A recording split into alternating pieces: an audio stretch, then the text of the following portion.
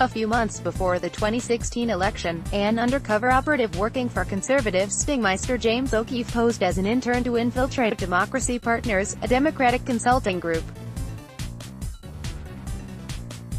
The O'Keefe associate captured footage that, after undergoing O'Keefe's thorough editing, appeared to show staffers at the firm discussing potential voter fraud schemes. In the aftermath, Democracy Partners founder stepped back from a role in Democratic efforts to elect Clinton, and a Democratic operative at another organization was fired. Lauren Windsor, then an associate at the firm, had a front row seat to the deception and the fallout. She then decided to try and stop O'Keefe and his group, Project Veritas, from doing it again. Windsor began cataloging everything she knew about Project Veritas and the O'Keefe operative that had infiltrated Democracy Partners.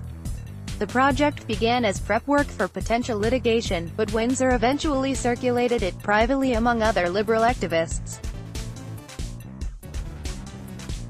Now the dossiers Windsor created on operatives associated with O'Keefe and Project Veritas have grown into Project Veritas Exposed, a collection of online profiles and, more importantly for O'Keefe's targets, pictures of people known to work with O'Keefe. The site, launched in January, is based around pictures of O'Keefe's associates, what Windsor describes as a photo array that you might get from a police lineup. It's a layout that Windsor hopes potential O'Keefe targets can use as a reference if they suspect they've been approached by a Project Veritas agent, even one disguised with a wig or fake mustache.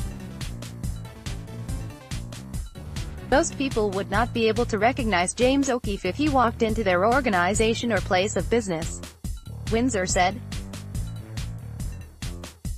It doesn't need to be him, it could be any of the 30 people that are on his staff. You're never going to be able to memorize all the faces. O'Keefe and Project Veritas didn't respond to the Daily Beast's requests for comment.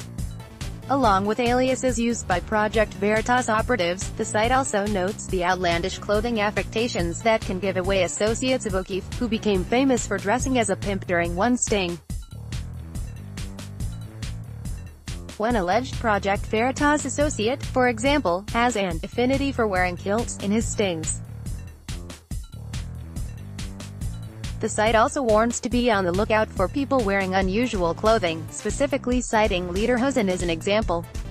Not everyone in the Project Veritas Exposed site is going undercover for O'Keefe. Donald Trump is on the list because his foundation made contributions to Project Veritas, for example.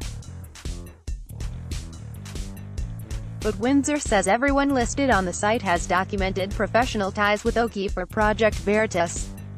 While O'Keefe has pulled off a number of noteworthy successes since he entered the public consciousness with his 2009 sting against the liberal community group Acorn, some of his other efforts have blown up in spectacular fashion. Those failures are often because his operatives were outed in advance, either by their targets or by someone within Project Veritas. In 2010, O'Keefe tried to lure a CNN reporter onto a boat filled with sex toys. It's a long story, only to have a Project Veritas staffer alert his target before the sting could take place. And in 2016, O'Keefe inadvertently self-sabotaged by accidentally leaving a voicemail detailing a sting during a phone call with one of his targets. You are now subscribed to the Daily Digest and Cheat Sheet. We will not share your email with anyone for any reason.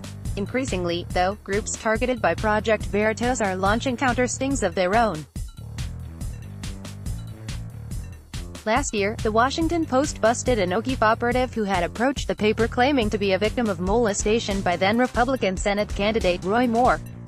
The O'Keefe associate kept repositioning the hidden camera in her bag during one meeting with a Post reporter, unaware that she was filmed by the Post's own hidden camera a few tables away.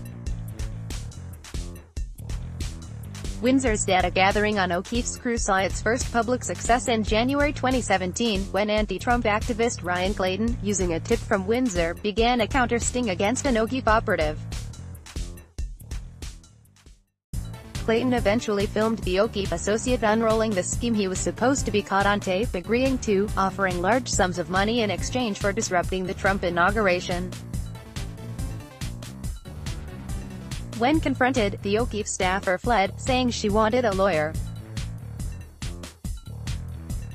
Windsor, now the executive director of American Family Voices, a progressive nonprofit, said she fields dozens of requests a week from liberal groups who think their latest intern or potential donor could actually be working for O'Keefe. Her top piece of advice: be wary of little-known donors suddenly offering large sums of money. If it sounds too good to be true, it probably is, Windsor said. With O'Keefe's sting on Democracy Partners now the subject of a lawsuit, Windsor doubts O'Keefe launch a sting against her. But then, she reconsiders: I wouldn't put anything past James O'Keefe.